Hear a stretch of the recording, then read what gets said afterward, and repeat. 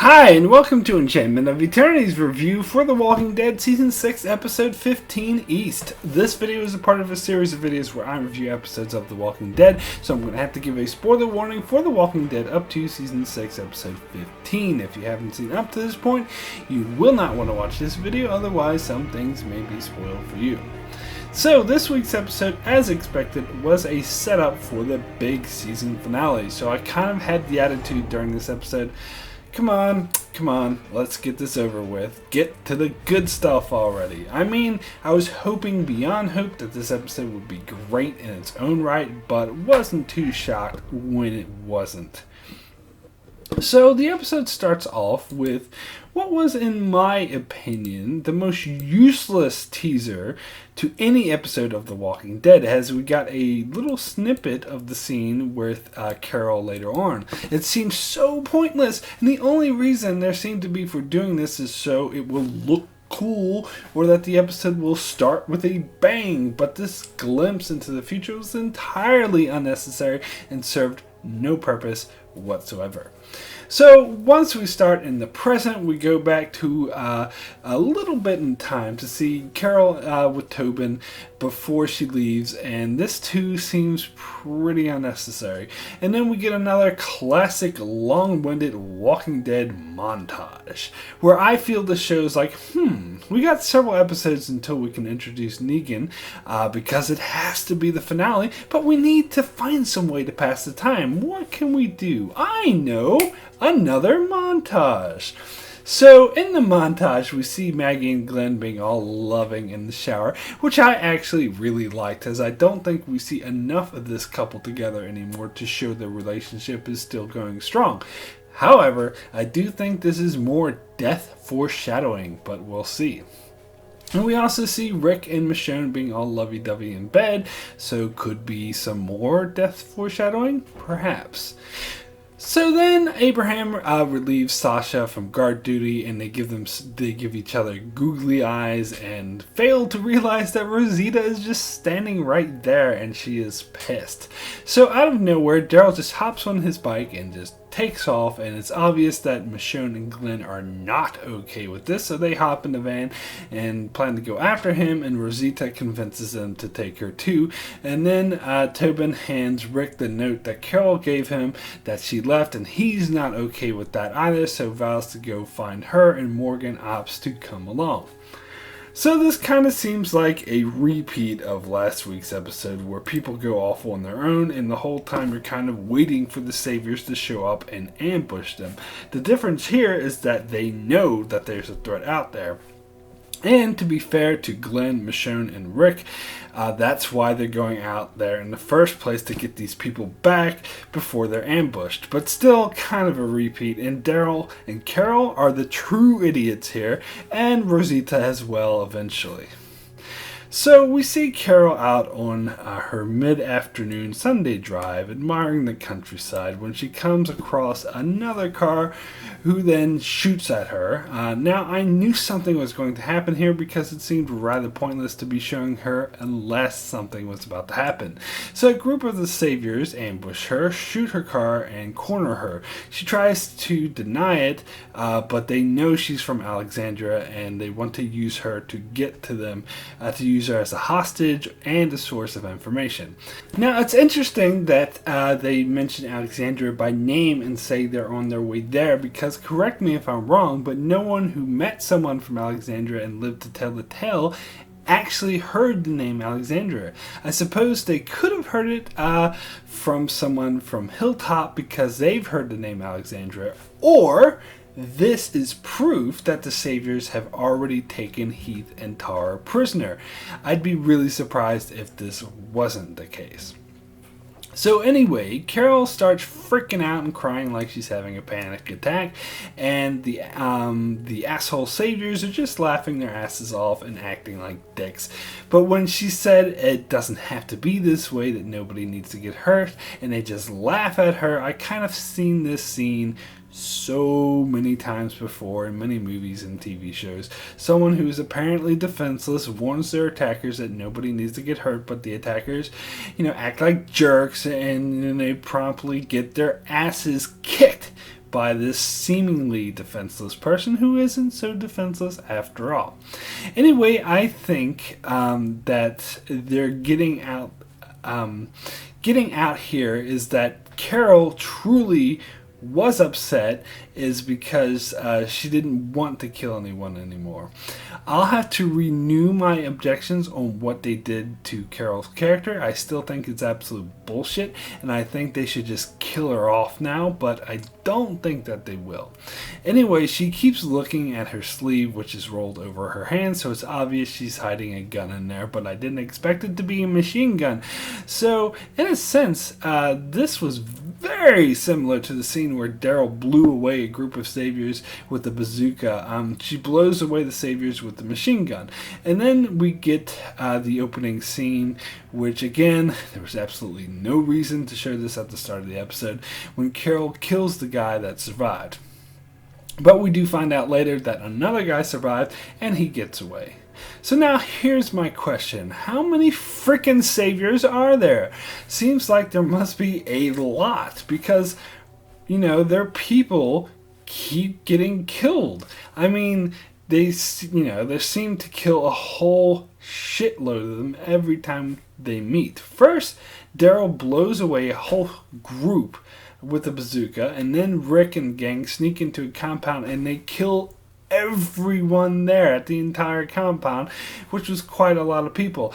And the few people that did survive, they take Carol and Maggie hostage, and they were eventually killed when they escaped, and they also killed the 2 people sent to meet them.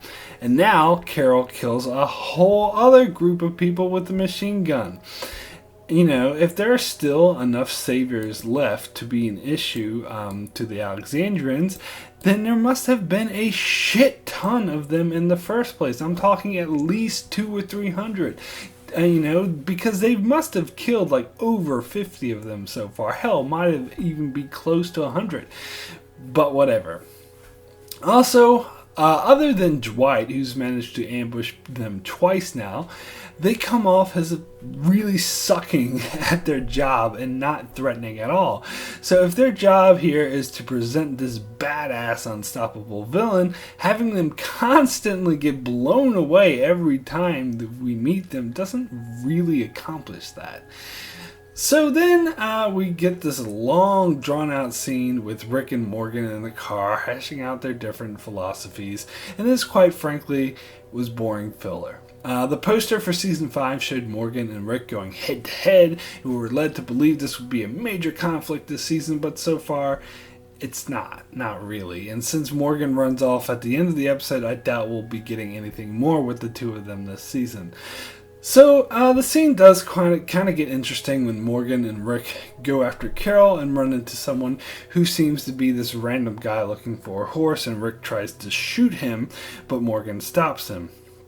And it does seem like Morgan is actually in the right here. As evidence to support his claim, Morgan tells Rick the story of the wolf he had held captive and how he died saving Denise's life. And it was because Denise was still alive to save Carl that Carl actually survived. So in a really roundabout way, it was because he spared the wolf's life that Carl is still alive. Which I actually think is a good argument. And contrary to the popular belief that Morgan is always wrong, I actually think he's right in this case, and that Rick has gone a bit too far. So I am glad that they didn't go super cliche with Morgan by having him always be wrong, but we'll see where they take this. I have a feeling that Carol and Morgan will be going off on their own adventure and will be setting up a different storyline, but that's just my guess. So then we see Glenn, Michonne, and Rosita catch up to Daryl and try to convince him to come back, and quite frankly I thought this storyline was very reminiscent of many storylines I've seen on the show Lost a million times before, where someone runs off on their own in some half-brained mission, so someone else has to go after them and chase them and convince them to come back. It's something they tended to do when they needed some filler to take up some time, but I'll be honest, The Walking Dead does not handle filler as well as Lost did, in my humble little opinion. It tends to be far more boring. So not only do they not convince Daryl to return, they also lose Rosita, who decides to go with him. So Michonne and Glenn have a little debate on their way back when they're ambushed by Dwight and his men. Later we see Daryl and Rosita sneaking up to rescue them, but that too was a trap, and good old Dwight sneaks up on them and he actually shoots Daryl, which shocked the hell out of me, and I think would have been an extraordinary ending if Daryl actually died. But the way they shoehorned the line where Dwight says, "Oh, you'll be alright," was an all too obvious way to wink and nod to the audience to say, "Hint, hint, don't worry, Daryl's not dead." So it's probably just a flesh wound, and I think that ruined the entire moment. So now I don't think Daryl will die. That was just so tacky, but I suppose it's better than having another sneak under the dumpster moment. So, the major question is, who's going to die? So I invite you to play a game with me or make a friendly wager. In the comment section, name your top 5 characters who you think will die in the next episode. List them from number 1 to number 5, 1 being the most likely.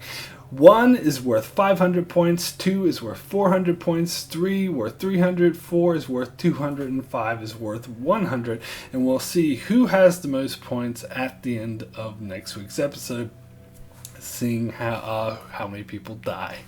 The winner will get, well, internet cred or bragging rights, however you prefer to call it.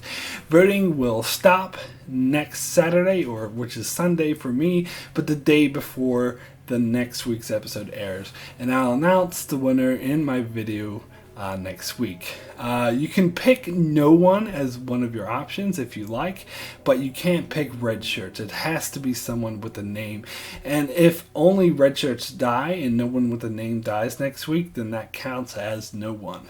And you can choose Daryl as an option because I'm not counting him as dead at this point.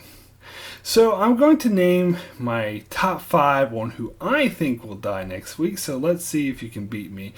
My top 5 are number 1, Glenn. Kind of an obvious one, as it seems like, things may play out the same way it did in the comics.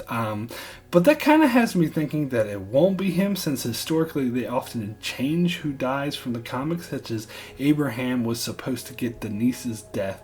But the fact that they keep showing Glenn and Maggie being all lovey-dovey has me thinking one of them is done for. And since we saw Maggie having pains, I suppose it could be her, but I think she'll miscarry, which will be a tragedy upon tragedy for her, because her husband will then be beaten to death with a baseball bat. Number 2 is Tara. I think she's definitely done for, as The Walking Dead love to kill minor characters just like her. And my number 3 is Rosita, another minor character I think is done for. Number 4 is Abraham. Kind of wishful thinking on this one because I want him to die. And my number 5 will have to be Heath, because I really think that the Saviors are holding these two hostage already.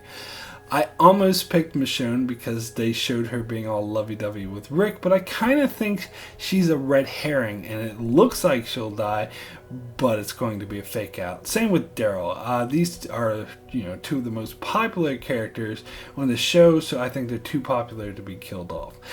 And I no longer think it will be Carol, because as I said, I think her and Morgan will be going on some side adventure and they won't meet up with the rest of the group until season 7. But those are just my guesses. So, my rating for East out of 10 is a 6 good. Another okay episode with a lot of filler, but mainly setting up for next week. The scene with Carol was cool, if not original, and the ending could have been good, if not ruined by the wink wink nod nod, but still a decent watch that brought the tension. Personally, I feel that most of the season has been the show spinning its wheels and waiting for Negan to show up, which for marketing purposes and purposes to drag the show out as long as possible. They couldn't do it until the finale, and so they have to put put in a lot of filler, sometimes interesting, sometimes not, to keep us busy until Negan shows up, and I call BS on that. Anyway, the finale does have the potential to be great, and I hope it is, but even if it is, to me this doesn't excuse all the filler that was clearly done for marketing purposes. Negan really should have shown up a long time ago.